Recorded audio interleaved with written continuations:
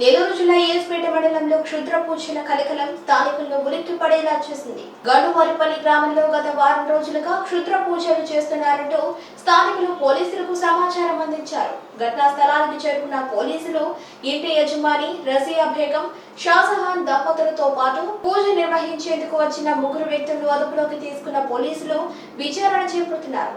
ఇంటి లోపల సుమారు 10 అడుగుల లోతు గుంట తవ్వి నిమ్మకాయలు, పువ్వులు, ముగ్గులు వేసి పూజలు చేసిన ఆనవాళ్లు పోలీసులు గుర్తించారు.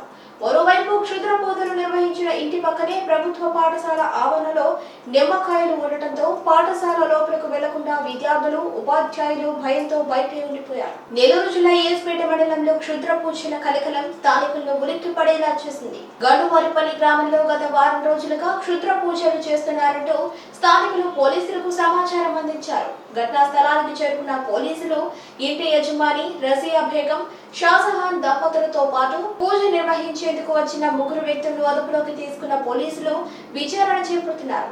ఇంటి లోపల సుమారు 10 అడుగుల లోతు గుంట తవ్వి నిమ్మకాయలు, పువ్వులు, ముగ్గులు వేసి పూజలు చేసిన ఆనవాళ్లు పోలీసులు గుర్తించారు. మరోవైపు క్షుద్ర పూజలు నిర్వహించిన ఇంటి పక్కనే ప్రభుత్వ పాఠశాల ఆవరణలో నిమ్మకాయలు ఉండటంతో పాఠశాల లోపలకు వెళ్లకుండా విద్యార్థులు, ఉపాధ్యాయులు భయంతో బయటే ఉండిపోయారు.